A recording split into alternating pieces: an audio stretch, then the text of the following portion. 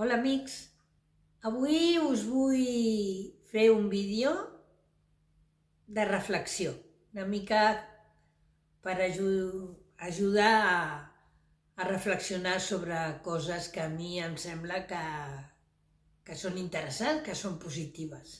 Segueixo a una youtuber que es diu Bea Mami de 4 i l'altre dia va fer un vídeo sobre els seus 10 manaments. Els manaments, com ella diu, no són ni hàbits ni rutines, sinó són coses importants que un es planteja fer, no? Que són filosofia de vida, però que no sempre portes a terme. I que hi ha dies que els compleixes i hi ha dies que no els compleixes.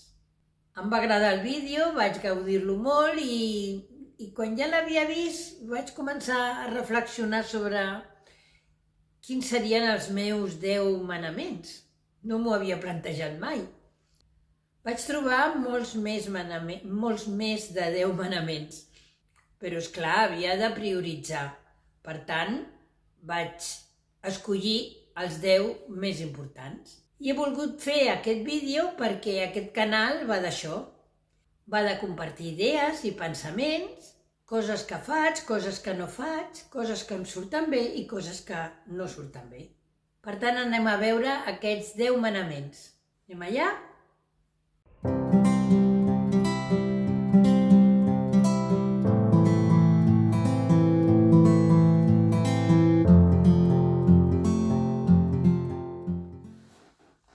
El número 1 és fer el llit immediatament després d'aixecar-me. Amb això el comparteixo amb ella. És el primer manament i realment és que fa ja molt temps que ho faig. Fa molt temps que vaig descobrir l'efecte d'ordre que dona la casa tenir el llit fet i que quan tens el llit fet sembla que tot està fet. I per tant, visualment ja no puc passar sense fer el llit. I per exemple avui que m'he anat sense fer el llit perquè feia tant de solet que he obert la finestra i he obert tot perquè li toqués el sol i l'aire, doncs és veritat que quan entres a casa i veus el llit sense fer, sembla que la casa està desordenada. A part de que, clar, amb el temps jo he anat reduint l'espai i ara vic en un espai tan petit que el llit es veu des de tot arreu i per tant encara haig de posar més cura perquè si no a mi em dona ja malestar. El número 2, moment de meditació, reflexió, dieu-li com vulgueu i feu-lo com vulgueu. Perquè jo quan em van explicar la meditació em pensava que era posar-se en silenci, posar la ment en blanc, seure a terra i estar-me mitja hora meditant. I amb el temps he vist que no, que hi ha altres maneres de meditar, he llegit més, m'he informat més, he escoltat gent que ho fa de diferent manera i per gaudir dels beneficis de la meditació no és necessari tot això, sinó que simplement és posar-se en un estat de recolliment, de serenitat, de tranquil·litat i de reflexió durant una estona per concentrar-se en l'aquí i en l'ara i això és meditar. Per tant, la meditació es pot fer en molts moments. Jo la faig a casa, a vegades només la faig 5 minuts, vull dir que no... Jo la faig amb una aplicació que es diu Meditopia, em va molt bé. I si no la faig, doncs a vegades quan vaig cap a l'hospital intento posar-me en plan aquí i ara, no? A gaudir del passeig, a gaudir del sol, a gaudir de l'aire, respirar profundament i aquella estona que estic caminant cap a l'hospital doncs intento això, fer-la d'una manera diferent o més conscient, no? I em serveix com a meditació. I això sí, la meditació la faig sempre abans d'esmorzar. Número 3. Menjar i alimentar-me millor. Distingeixo el menjar de l'alimentar-se, perquè una cosa és menjar, perquè tens gana i menges, no? Una altra cosa és tenir cura de l'alimentació, de les coses que menges, no? Bueno, jo he sigut una persona que no és que m'hagi alimentat malament, però he menjat el que m'ha vingut de gust, sense tenir massa cura de, de l'equilibri nutricional i aquestes coses. Bueno, però conforme un es va fent gran, doncs penses que això és una part important per la salut i per tant doncs, en la qüestió de l'alimentació he millorat moltíssim, he après també moltes coses i ara el meu manament és, ja fa un temps que el segueixo, és escoltar més el cos. Escoltar més el cos quan necessita alimentar-se i de què necessita alimentar-se. Que no vol dir capritxos. Allò de dir, ai, és que ara em ve de gust un dolç, doncs menjo un dolç perquè el cos m'ho demana. No, no es tracta d'això. Es tracta de que realment, si escoltem el cos mateix ens està dient què és el que necessita. És una pràctica que s'ha de fer. Quan estàs en companyia és més complicat, però quan estàs sola doncs és més fàcil fer-ho. I ara doncs, jo esmorzo, després de... no esmorzo massa d'hora, esmorzo ja veieu, després d'anar a l'hospital, després de la meditació, a vegades fins i tot ja he regat, ja he ordenat i tot, i llavors em poso a esmorzar. Com esmorzo tan tard i esmorzo bé, doncs moltes vegades a la 1:30 jo no tinc gens de gana. Jo tinc un estómac que no és molt gran, és petit i a més és molt lent, ja m'ho va dir el metge. I per tant, fins que no sento gana no menjo, m'és igual que siguin les 3, que siguin les 4 o que no tinc gana i no menjo. Doncs ja berenaré, soparé. O sigui, jo vaig escoltant a veure què és el que em senta millor, no? Llavors, bueno, doncs quan dino o sopo breno, dieu-li com vulgui, perquè més enllà de les 7, màxim les 8, si és un dia que he sortit i he arribat més tard i tal, o estic fora amb els amics o alguna cosa, més enllà de les 8 no m'agrada menjar res. Perquè he comprovat que és quan millor em sento. Em desinflama molt i em fa sentir molt bé. De 8 de la tarda a 10:30, 11 del matí no menjar res. Jo em sento bé. Ja sé que això no és per tothom, perquè hi ha molta gent que diu que té molta gana i que llavors a mitjanit li entra la falera per menjar. Però com aquest no és el meu cas, que jo mai he sigut una persona de menjar molt, doncs a mi em senta estupendament, perquè veig que el meu cos funciona més i m'aixeco amb més energia i esmorzo amb més ganes i també breno amb més ganes. És una hora que em va bé. 6:30, 7 o 7:30 com a molt. Aquest que li dèiem abans, berenar, sopar, per mi m'ho menjo molt més a gust. Número 4. Tenir cura de la meva pell. Ja també fa molt temps que ho faig i que m'esforço per complir-ho, perquè, bueno, clar, jo tinc una bona pell, però ja arriba una edat que dius t'hauries d'anar cuidant una mica més, perquè això no durarà tota la vida, i aquella sensació de tibantor, jo la tinc bastant seca, la pell, doncs aquella sensació de tibantor i tal, doncs no és agradable, per tant, s'ha de nutrir més, s'ha d'hidratar més i bueno, tinc una rutina que a vegades no sempre segueixo i bueno, és un dels meus manaments, cuidar-me bé la pell. I dintre d'aquest manament el que sí que tinc com a sagrat és que si algun dia em maquillo, un pinto o alguna cosa, això ho retiro abans d'anar-me'n a dormir. Puc fer la rutina més àmplia, més curta, però això és sagrat. El número 5, caminar. Caminar i cada dia. Doncs aquest el porto bastant bé.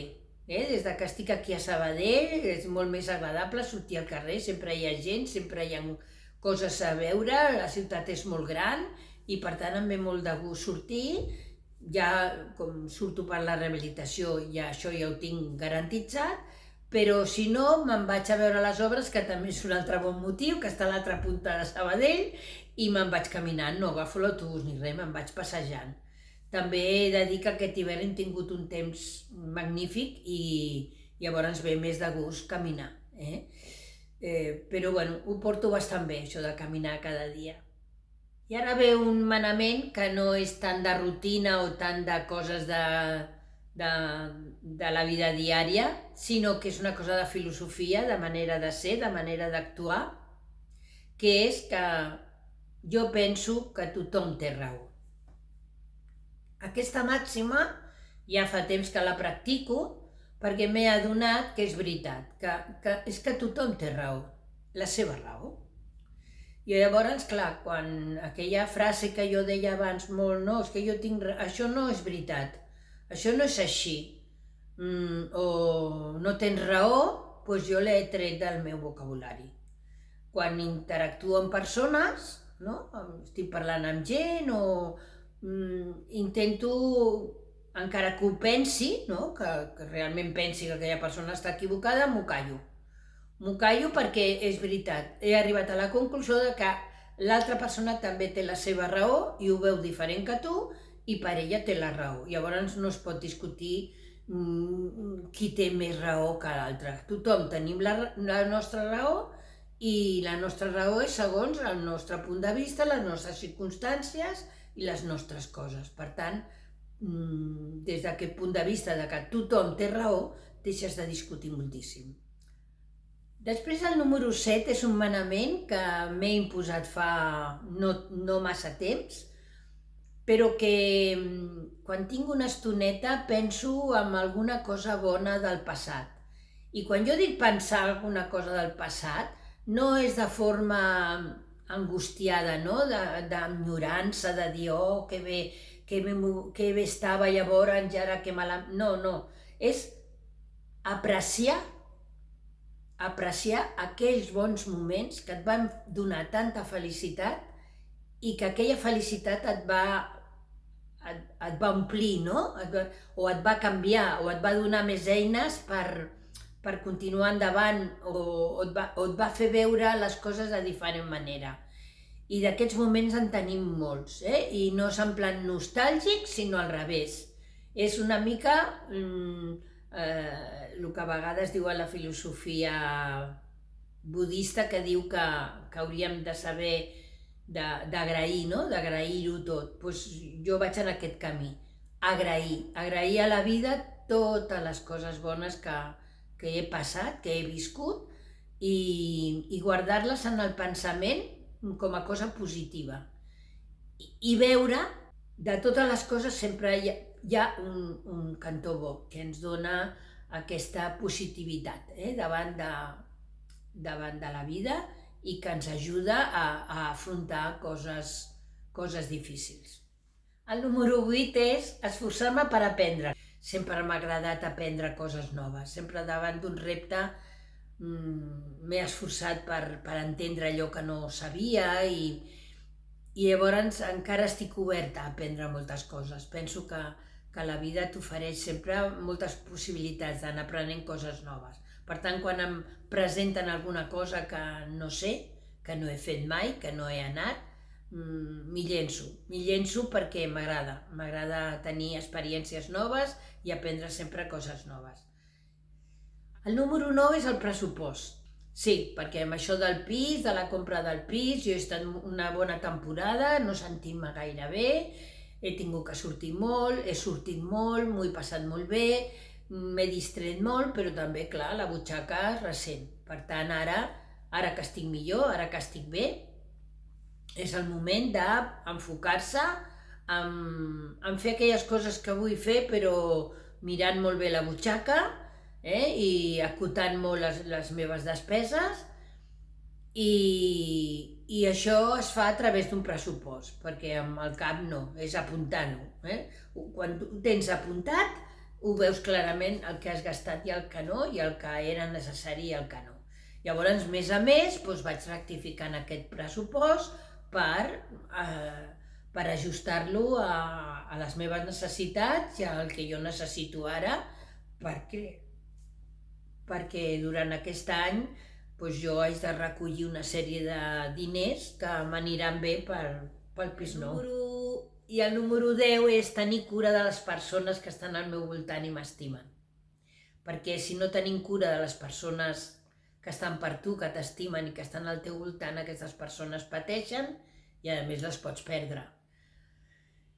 I a la vegada que m'esforço en fer això, també m'esforço en treure de la meva vida totes aquelles persones que són com passavolants, no? Que van a la seva, que no estan per tu, que si no ets tu la que insisteixes, no saps res d'elles, no s'obren, no tenen confiança en tu i que en el fons per mi són buides, són persones que no m'aporten res. I llavors això no m'interessa. Aquest tipus de relacions que et buiden però no t'omplen no m'interessen. Per tant, no és una cosa ràpida, és una cosa bastant lenta de fer, perquè no es tracta d'escombrar així a la primera, sinó d'anar fent i anar mirant, i anar observant, i anar reflexionant, i sense tampoc mals modos, no? Però anar-te apartant de tot allò que no t'aporta. I això és el que estic fent també. Vaig començar fent una neteja del Facebook, vaig també netejar els meus contactes del telèfon i a poc he deixat d'anar a algunes coses que abans anava, algunes activitats o algunes coses que jo feia, he deixat de fer-ho i a poc vaig trobant el meu camí, el meu lloc i les coses que m'aporten felicitat. I aquests 10 manaments, ja veieu, són coses que m'he proposat fer, no són hàbits. No són hàbits perquè això no està instaurat en el dia a dia, no és habitual. Jo ho vull fer, ho faig, m'esforço, però són coses que a vegades costen d'integrar al dia a dia. No pots pensar, d'això em faré un hàbit. Un hàbit és una cosa possible, perquè si no la pots aconseguir val més que no et posis a fer-ho. Per tant, d'aquests 10 manaments podré treure algun hàbit bo, perquè les persones no són perfectes, però mentre els tinc en el cap, m'ajuden a créixer i a ser millor persona. Quins són els vostres 10 manaments? Penseu-hi. I en els comentaris me'ls podeu explicar, m'agradarà saber-ho. Adeu, fins un altre vídeo.